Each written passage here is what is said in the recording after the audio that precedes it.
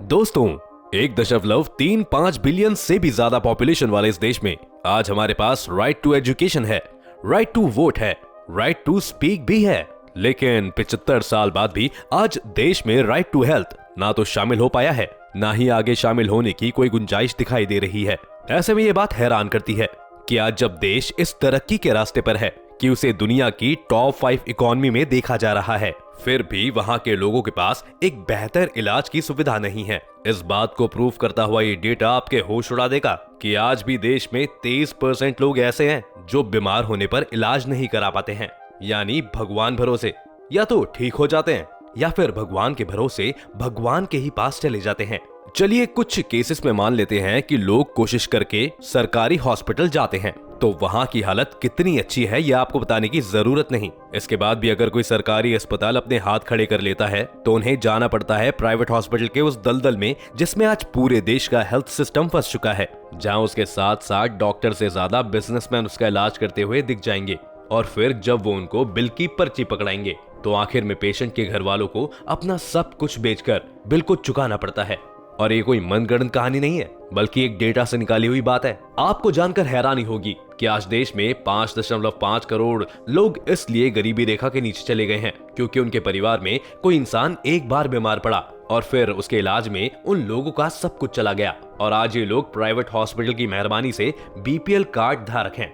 एक और डेटा ये कहता है कि देश में 3.80 लाख लोग ऐसे भी थे जिन्होंने हॉस्पिटल का बिल ना चुका पाने की कंडीशन में खुद ही की जान ले ली। अब आप इन बातों से ये तो समझ ही गए होंगे कि हमारा हेल्थ सिस्टम किस तरह खराब हो चुका है कि इसे अभी समझना और सुधरना बहुत जरूरी है। अब सुधरेगा कैसे ये तो आगे जानेंगे, लेकिन पहले जरा इसे अच्छे से समझ लेते हैं। तो सबसे पहले अगर आज की हालत की बात करें तो 2021 के एक डेटा के हिसाब से हमारे देश में करीब 69,265 हॉस्पिटल हैं, जिसमें से करीब 43,487 हॉस्पिटल प्राइवेट हैं और करीब 25,778 सरकारी हॉस्पिटल्स हैं। यानी आज भी देश में करीब 62% लोग अपना इलाज प्राइवेट हॉस्पिटल से ही करवाने को मजबूर हैं, जहां इलाज अच्छे मिले ना मिले लेकिन बिल बहुत बड़ा चुकाना होता है। वहीं अगर डॉक्टर्स की बात करें तो भारत जैसे देश में 1,445 भारतीयों पर एक डॉक्टर मौजूद है, जो कि WHO की तरफ से बनाए गए लिमिट यानी कि 1,000 लोगों के लिए एक डॉक्टर के बार से काफी कम है। इसका मतलब ये है कि एक डॉक्टर अगर 1,000 लोगों के लिए ही है तो बाकी के 445 लोगों का इलाज कौन करेगा? तो इसका जवाब शायद यही है कि इनका इलाज वो डॉक्टर और मेडिकल स्टोर पर दवाइयों का नाम पढ़ने वाले लोग करेंगे, जो किसी भी बीमारी का इलाज करने का दावा करते हैं, लेकिन उससे कभी कभी मरीज की कंडीशन इतनी सीरियस हो जाती है कि उसके बाद उसे हॉस्पिटल ले जाकर भी बचाया नहीं जा सकता है। अब इसके कुछ और आंकड़े देखें तो आप हैरान ही हो जाएंगे कि देश में खुद को एलोपैथिक डॉक्टर बताने वाले 33% डॉक्टर जो गांव और कस्बों में लोगों का इलाज करते हैं वो केवल 12वीं पास ही हैं। और तो और इन इलाकों में प्रैक्टिस करने वाले 57% डॉक्टर्स के पास आज भी कोई मेडिकल की डिग्री नहीं है। और अगर गलती से कहीं डिग्री का जुगाड़ हो भी गया तो इन डिग्रीधारी डॉक्टर्स को बेसिक मेडिसिन और बीमारियों की जानकारी तक नहीं है। डॉक्टर हैं आप? जी। कहाँ से पढ़ी है आपने डॉक्टरी? हम पढ़े नहीं हैं, प्रैक्टिशनर हैं। 5 चीज मेरे पास रहना चाहिए, उसके बाद में कुछ नहीं हो सकता है। क्या 5 चीज? बेटनिसोल, डेक्सोना, एट्रोपिन, एविल, फेनार्गन। डॉक्टरों के अलावा पैरामेडिकल स्टाफ, नर्सों और टेक्नीशियंस की भी देश में भारी कमी है। सीधा सीधा आंकड़ा देखा जाए तो 1.3 अरब की जनसंख्या पर 10 लाख डॉक्टर्स हैं, जिनमें 10% ही सरकारी स्वास्थ्य ढांचे से जुड़े हुए हैं। इधर सरकार ये बात मानती भी है कि देश में 14 लाख डॉक्टरों की कमी है, लेकिन हर साल लगभग 50,000 डॉक्टर ही तैयार हो पाते हैं। इस लिहाज से देखें तो आने वाले 15 सालों तक देश में डॉक्टर्स की कमी को पूरा नहीं किया जा सकेगा। अब अगर बेड्स की बात करें तो आबादी के लिहाज से देश के अस्पतालों में 18 लाख बेड कम है, जो कि काफी चिंता का विषय है, क्योंकि आज हर दूसरे छोटे बड़े इंसान को किसी न किसी बीमारी ने जकड़ रखा है। ऐसे में समय पर बेड और उसकी वजह से इलाज न मिल पाना आज के मेडिकल सेक्टर और आम जनता के लिए चुनौती बन गया है। और भारत में स्वास्थ्य व्यवस्था की बदहाली का अंदाजा इसी बात से लगाया जा सकता है कि वहां 1050 मरीजों के लिए सिर्फ एक ही बेड उपलब्ध है। यानी गलती से अगर इन 1050 लोगों में से 50 लोग भी एक साथ बीमार हो गए और उन्हें बेड की जरूरत पड़ी तो बेड सिर्फ उसी एक इंसान को मिलेगा जिसके चाचा विधायक होंगे। और ये बात काफी कॉमन है कि आज भी सरकारी हॉस्पिटल में बेड कब्जे में लेने के लिए लोग अपनी सरकारी पहुंच का इस्तेमाल कर लेते हैं। अगर आपको ये बताएं कि सरकार हेल्थ पर हर साल कितना खर्च कर रही है और उसे कितना खर्च करना चाहिए, तो आपके होश उड़ जाएंगे। दोस्तों, भारत पहले से ही हेल्थ सेक्टर पर सबसे कम खर्च करने वाला देश है और यही बात आज भी एक आम भारतीय को राइट टू हेल्थ से दूर कर रही है। आपको जानकर हैरानी होगी कि भारत अपनी जीडीपी का मात्र 1% ही हेल्थ पर खर्च कर रहा है, जबकि अमेरिका जैसे देश इसमें अपनी जीडीपी का लगभग 15% से भी ज्यादा तक खर्च कर लेते हैं। और फ्रांस में प्रतिशत 11.2 और स्विट्जरलैंड में 10.7% है। लेकिन अगर भारत जैसे मिडिल क्लास देश की बात करें तो उसके बारे में एक्सपर्ट्स का कहना है कि ऐसे देश को अपने हेल्थ सेक्टर पर अपनी जीडीपी का करीब 3% हिस्सा खर्च करना चाहिए। अब ये एस्टिमेट तो ठीक है, लेकिन इसी एस्टिमेट को अचीव करना भारत के लिए मुश्किल है। उसे समझने के लिए थोड़ा पीछे चले तो 2002 में केंद्र सरकार ने जो हेल्थ पॉलिसी बनाई थी, उसमें स्वास्थ्य सेवाओं पर जीडीपी का 2% खर्च करने की बात थी। लेकिन ये टारगेट कभी पूरा हुआ ही नहीं, क्योंकि तब तक देश की हालत इकोनॉमी में भी बहुत बेहतर नहीं थी। लेकिन आज हालात तब जैसा नहीं है, इसीलिए मौजूदा सरकार ने भी अपनी हेल्थ पॉलिसी का ऐलान किया है, जिसमें हेल्थ सर्विसेज पर जीडीपी का 2.5% खर्च करने की बात की गई है। लेकिन इसमें पिछले साल हुए 1% खर्च को देखकर लगता नहीं है कि बचे हुए एक साल में ऐसा कोई चमत्कार हो जाएगा, क्योंकि आप खुद ही देखिए 20 साल बीत गए हैं और हम सिर्फ पॉलिसीज में ही परसेंटेज बढ़ाते जा रहे हैं, लेकिन जमीन पर ऐसा कुछ होते हुए दिखाई नहीं देता है। इसीलिए तो आजादी के समय में प्राइवेट अस्पतालों का हिस्सा 8% का था, जो आज 93% का हो चुका है। ये इसलिए क्योंकि हेल्थ सर्विसेज में प्राइवेट इन्वेस्टमेंट काफी होने लगा है, जिससे सरकारों को खुद तो कुछ करना नहीं पड़ता और उन्हें टैक्स मिलता रहता है। इसलिए तो आज सरकार की दिलचस्पी एक अस्पताल खोलने से ज्यादा गरीब को मेडिकल इंश्योरेंस कराने में है, जिसका फायदा भी प्राइवेट अस्पताल को ही मिलेगा। लोग आम तौर पर बात करते हैं कि अमेरिका में लोगों का इलाज इसलिए पॉसिबल है, लेकिन हम ये क्यों भूल जाते हैं कि अमेरिका ने पहले अपने हेल्थ सिस्टम पर अपनी जीडीपी का 15% से ज्यादा हिस्सा खर्च करके उसे इस लायक बनाया है कि लोगों को हेल्थ इंश्योरेंस से सच में फायदा पहुंचे, ना कि सिर्फ कागज पर दिखाने के लिए, ताकि ऐसा ना हो कि जब कोई थोड़ा कम जानकार आदमी भी उसी इंश्योरेंस को लेकर कंपनी के पास जाए तो उसका क्लेम सेटलमेंट करने से या तो मना कर दिया जाए या फिर उसे कई बार चक्कर लगवाए जाए, जो कि आम तौर से भारत में देखने को मिलता ही है। ऐसे में अगर देश की आर्थिक स्थिति को मजबूत करना है तो देश की आबादी की सेहत के लिए भी सोचना पड़ेगा। 1.25 अरब की आबादी वाले देश में अगर जनता की सेहत का सही ख्याल रखना है तो केवल बेहतर नीतियां बनाने से काम नहीं चलेगा, उन्हें अमल भी लाना होगा और ये तय करना होगा कि इलाज के लिए भटकते मरीजों को सही समय पर सही इलाज मिल सके। Private hospital scam.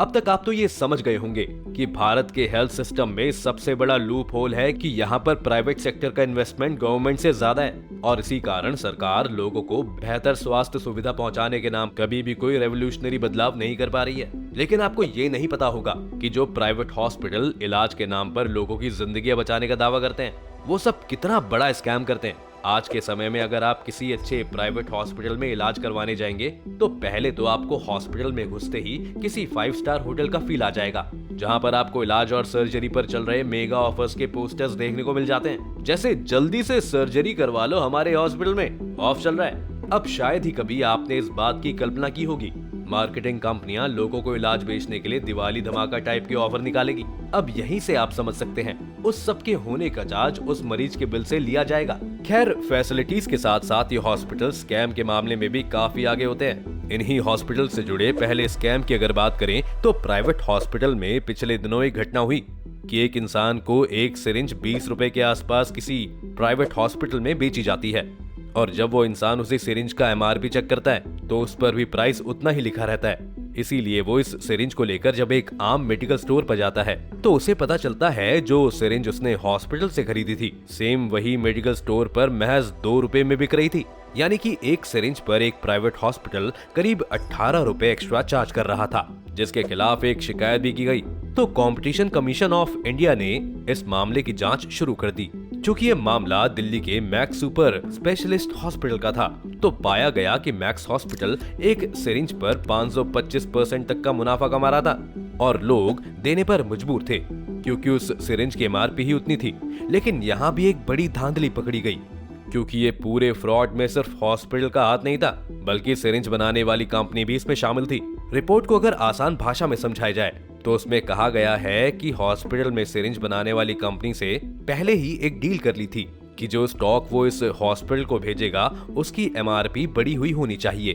खैर ये बात सिर्फ एक सिरिंज की नहीं थी, बल्कि ऐसा वो बहुत सारी दवाइयों के साथ भी कर रहे थे। मामले की शिकायत तो 2015 में की गई थी, इसलिए जब इसकी जांच हुई तो ऐसे करीब 12 अलग अलग हॉस्पिटल के नाम सामने आए जो ऐसे प्राइस बढ़ाकर सैकड़ों गुना प्रॉफिट कमा रहे थे, और लोग हॉस्पिटल का बिल देख के एक बार और बीमार हो जा रहे थे। इस जांच में जो हॉस्पिटल पकड़े गए हैं उनमें Apollo, Max, Fortis, Batra, Saint Stephen's, Shri Gangaram जैसे नाम सामने आए हैं। इसीलिए इस जांच में पकड़े जाने के बाद इन हॉस्पिटल पर कार्रवाई करते हुए सरकार ने इनके टर्नओवर पर 10% की पेनल्टी लगा दी है। अब अगर आपको अपोलो का एग्जाम्पल लेकर बताएं तो अपोलो ने पिछले 3 सालों में करीब 12,206 करोड़ का टर्नओवर किया है, तो वहीं फोर्टिस ने करीब 4,384 करोड़ का। इससे आप समझ सकते हैं कि ये हॉस्पिटल लोगों के लिए नहीं बल्कि लोगों पर अत्याचार करने के लिए काम कर रहे हैं। अब आइए जरा इसके दूसरे पार्ट को भी देख लेते हैं। दूसरा पार्ट जुड़ा है दवाइयों से, स्कैम ऑफ फार्मा इंडस्ट्रीज। तो अगर आपको फार्मा कंपनियों की लूट को समझना है तो पहले आप ये समझिए कि आमतौर से मार्केट में जो भी दवाइयां मौजूद होती हैं वो 2 तरह की होती हैं। पहली वो जिन्हें आप ब्रांडेड या पेटेंट वाली दवाई कह सकते हैं, और दूसरी जेनेरिक मेडिसिन कहलाई जाती हैं। दरअसल होता ये है कि किसी भी बीमारी से लड़ने के लिए जो भी दवाइयां बनाई जाती हैं उन्हें बनाने में, या कह लें कि उनकी खोज करने में फार्मा कंपनियों को अरबों डॉलर खर्च करने पड़ते हैं, और जो भी पहले वो दवाई का फॉर्मूला क्रैक कर लेता है वो उस दवाई को बनाने की दुनिया का किंग बन जाता है। यानी वो अपनी इस नई दवाई का पेटेंट करवा लेता है जिससे कि दुनिया में कोई भी दूसरी कंपनी उसकी दवा को नहीं बना सके, और ऐसा आने वाले 20 सालों के लिए हो जाता है। लेकिन यहाँ समझने वाली बात यह है कि जिस कंपनी ने दवा की खोज की थी उसके पास एक और अधिकार चला जाता है कि वो अपने हिसाब से दवा का दाम तय करके उसे 20 सालों तक मार्केट में बेचकर फायदा उठाती रहे। लेकिन जैसे ही 20 साल खत्म होते हैं, इस दवाई का फॉर्मूला जानकर कोई भी फार्मा कंपनी उस यूनिक दवा को बना सकती है, और इस बार दाम सरकार तय करती है, जिससे कि वही दवा 20 साल तक बहुत महंगी बिक रही थी वो बहुत सस्ती हो जाती है, क्योंकि बाकी की कंपनियों को इस दवाई को बनाने के लिए कोई रिसर्च नहीं करनी होती, बस मशीन का इस्तेमाल करके बना देते हैं। इन्हें ही जेनेरिक दवाइयां कहते हैं, जो कि सबसे सस्ती होती हैं। और आपको जानकर हैरानी होगी कि आज भारत दुनिया भर को जेनेरिक दवाई एक्सपोर्ट करने के मामले में सबसे पहले नंबर पर आता है। लेकिन ये कितना दुखद है कि जो देश पूरी दुनिया को सस्ती यानी कि जेनेरिक दवाइयां एक्सपोर्ट कर रहा है, उसी देश के पास अपने लोगों के लिए ये दवाइयां नहीं है, और अगर है भी तो उसे एक साजिश के तहत मेडिकल स्टोर्स और हॉस्पिटल से दूर रख दिया गया है। क्योंकि जैसे ही किसी मेजर दवा का पेटेंट किसी फार्मा कंपनी से खत्म होता है तो उसके बाद वो कंपनी यहाँ पर एक नया गेम खेलती है। दरअसल वो कंपनी उसी दवा का एक नया वर्जन लॉन्च कर देती है जिसमें दवा बिल्कुल वही रहती है, बस उसकी कंपोजिशंस में हल्का सा बदलाव कर देती है। अब ऐसे में मार्केट में एक ही दवा 2 तरह की हो जाती है। तो जो पहली वाली दवा यानी कि जेनरिक दवा है वो सस्ती वाली हो जाती है, और दूसरी ब्रांडेड दवा कहलाएगी, लेकिन काम बिल्कुल जेनरिक वाले ही करेगी। लेकिन इन ब्रांडेड दवाओं को वो फिर से फार्मा कंपनी महंगे दामों पर बेच लेती है। लेकिन अब आप कहेंगे कि जब मार्केट में पहले से ही बहुत कम दाम पर वो दवा मौजूद है तो कोई उसकी जगह महंगी वाली क्यों खरीदेगा? तो वो इसलिए क्योंकि उसे खरीदने के लिए आप मजबूर कर दिए जाएंगे। क्योंकि ये फार्मा कंपनी जब जेनरिक दवा का कोई ब्रांडेड वर्जन रिलीज करती है तो वो प्राइवेट हॉस्पिटल और डॉक्टर्स से ये डील करती है कि डॉक्टर्स अपनी प्रिस्क्रिप्शंस में सिर्फ उसी ब्रांडेड दवा का नाम देगा, और ऐसा करने के लिए डॉक्टर या हॉस्पिटल को प्रॉफिट का 30 से 40% तक का हिस्सा वो कंपनियां देने को तैयार होती हैं। इसके अलावा ये कंपनियां यही काम मेडिकल स्टोर्स पर भी करती हैं, और उनसे ये जेनरिक यानी सस्ती दवा रखने की जगह उसी कंपनी की ब्रांडेड दवा रखने को कहती है। अब ऐसे में अगर कोई डॉक्टर मान लीजिए कि कंपनी की बात नहीं मानता है और वो अपने प्रोफेशन के लिए ईमानदार बनकर सस्ती दवाइयां भी लिख देता है, तो आप बस उस पर्ची को लेकर पूरे मार्केट में घूमते रह जाएंगे, लेकिन आपको वो दवा मिल जाए ये बहुत बड़ी बात है। यानी दोनों तरफ से गेम खेला जाता है। और ऐसा नहीं है कि सरकार को इस बात की कोई भनक तक नहीं है, उन्हें जानकारी है, और इसीलिए सरकार इस बात को ध्यान में रखने की कोशिश कर रही है। इसीलिए तो प्रधानमंत्री खुद आकर ये बात कहते हैं कि सभी लोगों को बीमारी के लिए जेनरिक दवाई लेनी चाहिए। वो सस्ती तो है ही, साथ ही वो किसी महंगी ब्रांडेड दवा जितनी ही काम करती हैं। लेकिन ये लोगों की भी मानसिकता बन गई है कि आज के समय में 2 रुपए की दवा से कौन सी बीमारी सही होने वाली है, और इसी का फायदा ये सब लोग मिलकर उठा रहे हैं। Pathology lab scam.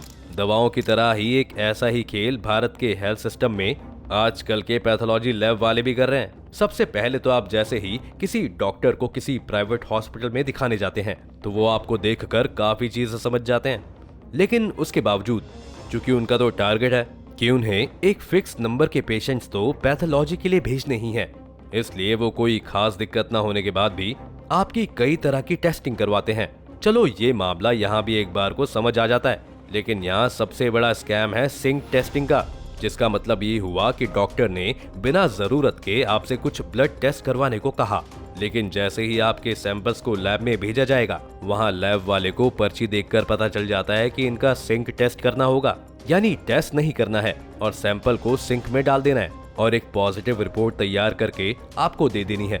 इससे आप भी खुश और डॉक्टर तो खुश ही हो गया। ऐसा करने के लिए भी प्राइवेट डॉक्टर्स लैब वालों से मोटी रकम लेते हैं। इसके अलावा अगर आपको एक और बात बताएं तो आज किसी भी प्राइवेट हॉस्पिटल के किसी औरत को डिलीवरी के लिए ले जाते हैं तो मैक्सिमम केस ऐसे देखे गए हैं कि वहां पर उनकी सी सेक्शन डिलीवरी करवाई जाती है, भले ही उस औरत की कंडीशन कितनी ही नॉर्मल क्यों ना हो।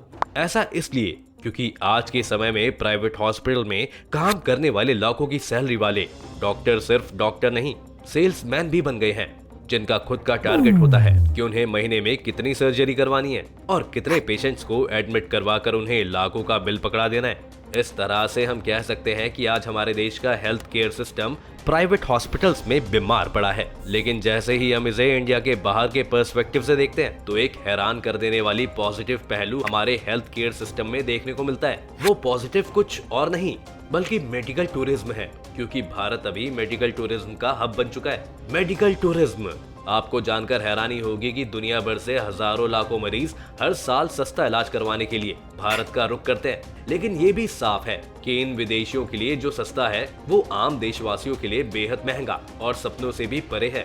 भारत में कई रेप्यूटेड प्राइवेट मेडिकल इंस्टीट्यूट विदेशियों को इलाज के लिए अट्रैक्ट करते हैं, क्योंकि यहाँ इलाज के लिए वसूली जाने वाली कीमत यूरोप या डेवलप्ड वेस्टर्न कंट्रीज में आने वाली कीमत से काफी कम होती है और मेडिकल टेक्नोलॉजी में भी यहाँ कोई कमी नहीं होती। इसके अलावा ठहरने और खाने पीने के सस्ते इंतजाम, डिवाइसेस की अवेलेबिलिटी और भाषा की सहूलियत के चलते मरीजों के लिए पसंदीदा डेस्टिनेशन बनता जा रहा है। दोस्तों, मौजूदा समय में हेल्थ केयर बिजनेस लगभग 10,000 करोड़ डॉलर है, जिसमें एनुअली 23% की दर से बढ़ोतरी हो रही है और साल 2030 तक इसके 2,75,000 करोड़ डॉलर तक पहुंच जाने की संभावना है और इसमें इस मेडिकल टूरिज्म का बहुत बड़ा हाथ है। खैर, हमने आपको भारत के हेल्थ केयर सिस्टम के बारे में हर वो बात बता दी है जिस पर फोकस किया जाना जरूरी है कि पिछले कुछ सालों में देश के मेडिकल सेक्टर ने बहुत ग्रोथ भी की है और ये बात किसी से छुपी नहीं है, क्योंकि जब भारत आजाद हुआ था तो उस वक्त भारत में लोगों की औसत आयु महज 32 साल ही हुआ करती थी, यानी कि भारत में दवाओं और मेडिकल फैसिलिटी की कमी का बहुत बड़ा मंजर बना हुआ था। लेकिन आज भारत ने इससे आगे निकलते हुए WHO के मानकों के आसपास खुद को पहुंचाते हुए लोगों की औसत आयु 69.7 साल पहुंचा दिया है, जो कि एक बहुत बड़ी अचीवमेंट मानी जा सकती है। लेकिन यहाँ भी समझने वाली बात यह है कि अब जब लोगों की आबादी और बढ़ेगी और पब्लिक हेल्थ और खराब होगा तो शायद ये अचीवमेंट भी कुछ खासा असर न डाल पाए। आपकी इस मामले में क्या राय है, हमें कमेंट्स करके जरूर बताएं। साथ ही इस वीडियो को लाइक करें और शेयर करना ना भूलें और ऐसे ही नॉलेजेबल वीडियोस के लिए चैनल को सब्सक्राइब कर लें।